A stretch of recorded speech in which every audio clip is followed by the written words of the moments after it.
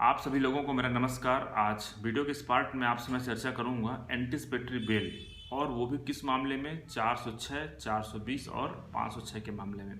साथियों, 406 और 420 ये जो धारा है, ये ऐसी धारा है जिसका सबसे ज़्यादा मिसयूज़ किया जाता है। मिसयूज इसलिए किया जाता है क्योंकि अगर आपका किसी से सिंपल लेन देन का भी विवाद है और जो दूसरा पक्ष है अगर वो पावरफुल है, तो हो सकता है कि आपको इन दोनों धाराओं के अंतर्गत आपको उलझा दे।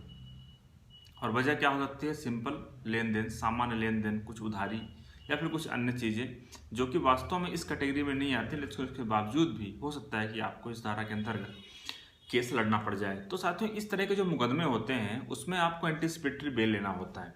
अब एंटीसिपेटरी बेल आपको क्यों चाहिए होता है? क्योंकि आपके मन में एक सवाल हो सकता है, अगर आपको यदि जानकारी है कि सुप्रीम कोर्ट का जजमेंट था Arnesh Kumar versus state of Bihar के नाम से। उस जजमेंट में सुप्रीम कोर्ट ने कहा था कि 7 साल तक के मामले में, जिसमें सजा 7 साल तक, उसमें पुलिस को गिरफ्तार नहीं करना है। पुलिस सबसे पहले आपको एक 41A का नोटिस देगी।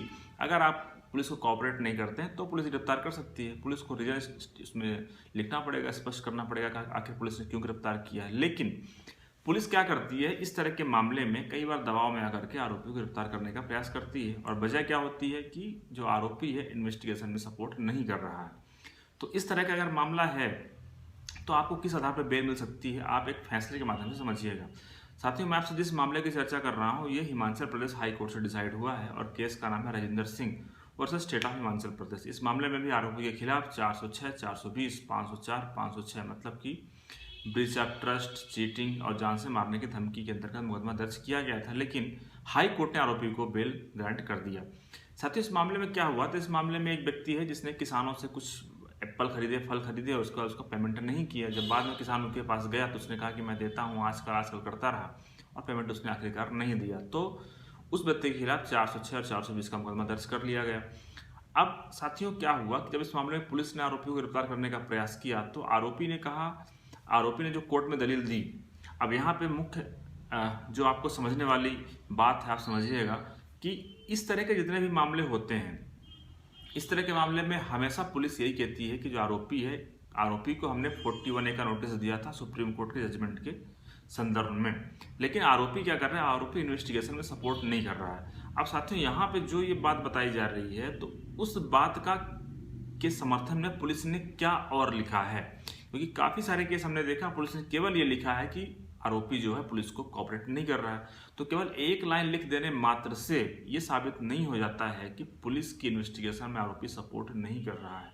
इसलिए उसको एंटीसिपेटरी बेल डिसमिस कर देना चाहिए और पुलिस को कस्टोडियल इंट्रोगेशन की ज़रूरत है, मतलब कि कस्टडी में लेकर के पूछताछ करने की ज़रूरत है।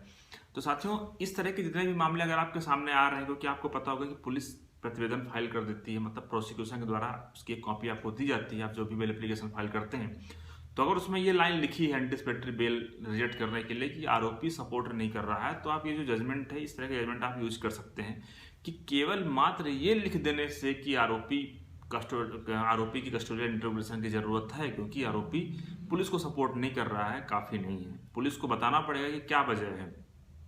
जैसे इस मामले में क्या था? इस मामले में पुलिस ने कहा कि कस्टोडियल इंट्रोगेशन की ज़रूरत है क्योंकि आरोपी विक्टिम के पैसे नहीं लौटा रहा है। ये कोई वजह नहीं होती, इस तरह का कोई आधार नहीं हो सकता एंटीसिपेटरी बेल रिजेक्ट करने का। और इस मामले में ऐसा ही हुआ। अंततः हाई कोर्ट ने आरोपी को बेल ग्रांट कर दिया और साथ में कुछ कंडीशन इम्पोज कर दी, जैसा कि हर मामले में होता है। तो साथियों, आप ये बात समझ गए होंगे कि अगर इस तरह का कुछ मामला आपके साथ है तो आपको, क्योंकि कई बार क्या होता है कि कोर्ट में जब हम एंटीसिपेटरी बेल के लिए फाइल करते हैं तो हम 2-3 चीज़ें कॉमन कोर्ट को बताते हैं, जैसे accused has been falsely implicated in this case, accused innocent. तो ये सब बातें केवल करने से काम नहीं चलेगा, आपको कुछ ना कुछ बातें ऐसी बताना पड़ेगा जो केस से संबंधित हैं। और केस में आपकी लिबर्टी को आप ये समझिएगा, आपको जो राइट है वो आर्टिकल 21 के अंतर्गत आपको दिया गया है, अगर उसको हिट कर रही हैं तो आप इस तरह के मुद्दे उठा सकते हैं कि आपको एंटीसिपेटरी बेल क्यों दी जानी चाहिए और कस्टोडियल इंट्रोगेशन क्यों जरूरी नहीं है, क्योंकि आप पुलिस के पास जाकर भी वो चीज़ बता सकते हैं या फिर डॉक्यूमेंट्री एविडेंस है जो स्पष्ट ऐसा साबित कर रहे हैं कि सारी चीज़ें डॉक्यूमेंट में हैं, तो कस्टोडियल इंट्रोगेशन की जरूरत नहीं है। ये सब कुछ बातें आपको बतानी पड़ेगी एंटीसिपेटरी बेल के लिए। ये जो जजमेंट है आप चाहे तो उसको पढ़ भी सकते हैं। धन्यवाद।